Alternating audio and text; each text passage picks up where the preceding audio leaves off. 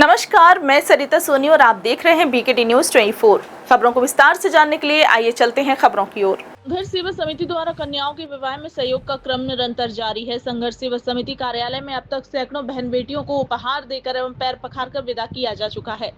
हसारी निवासी प्रीति, जिनके पिता लखनलाल पुताई का काम कर रहे हैं, परिवार का भरण पोषण कर रहे हैं। बचपन से ही प्रीति के सिर से माता का साया उठ चुका है।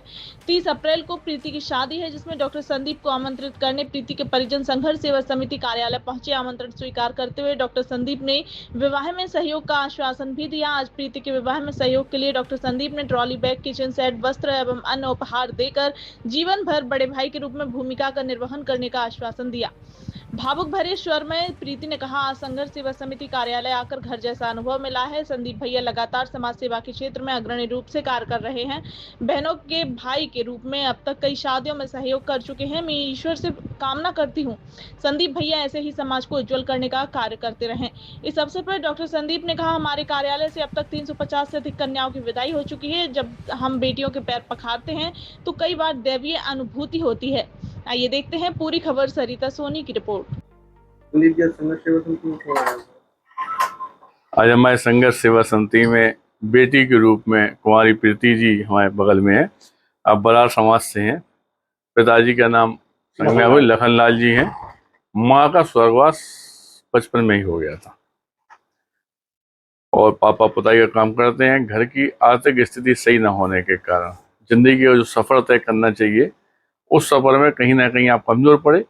और कमजोर पड़ने पर जिस तरह से पूरा बुंदेलखंड इस बात को जानता है कि संघर्ष सेवा समिति की देरी ऐसी है कि जो पिता और भाई के रूप में आपको वहाँ पे डॉक्टर संदीप सरावगी हमेशा मिलेंगे। इसी बात को दिमाग में रखते हुए हमारी यह बेटी आज हमारे पास आई हुई है। 30 तारीख को इस बिटिया की शादी है और चूंकि कुछ ही दिन बचे हैं, इसने लेट बताया, वरना इसका बहुत सारी इसकी जो आशाएं थी वो पूरी करने में हम लोग समर्थ हैं और हम कर सकते थे। आगे भी अगर किसी बेटी को वास्तविकता कोई तकलीफ है तो बेटा सिर्फ इतना सा समझाना चाहते हैं कि समय से आकर आप हम लोगों से जो कॉन्टेक्ट करेंगे, हो सकता है आपका पूरा भविष्य समझ जाए।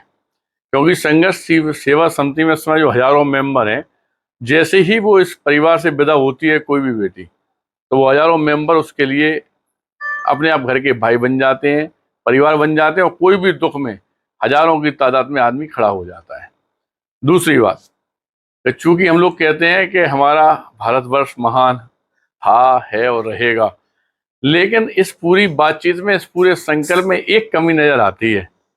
हम लोग अपनी भागम भाग में जिंदगी की यह सततता ठुकराते चले आ रहे हैं कि वास्तविकता में पराय बेटी को, पराय परिवार को हम लोग अपना परिवार मानते ही नहीं, और मानते हैं तो फॉर्मेलिटी करके निभा के चले जाते हैं। तो सिर्फ इतना सा निवेदन करना चाहते हैं इस जनता से कि जिस तरह से हम लोग यह प्रयास दिन रात कर रहे हैं कि किसी बेटी के, किसी परिवार के, किसी माँ के आंसू पहुंच सकें, इसी तरह आप लोगों से निवेदन है कि कम से कम रोज नहीं कर सकते तो हफ्ते में नहीं कर सकते तो महीने में एक बार एक ऐसा संकल्प लेके आप लोग भी आगे आए, दूसरों की सहायता करें, जिससे वास्तविकता में जो कहते हैं कि हम लोग भारतवर्ष महान कहते हैं और एक दूसरे के काम में आने का संकल्प लेते हैं, वो धरातल पर दिखाई दो।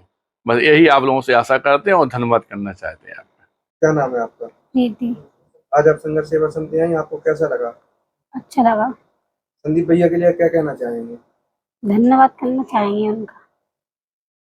जो आप आशा लेके आई थी, वो आशा पूरी हुई आपकी? जी।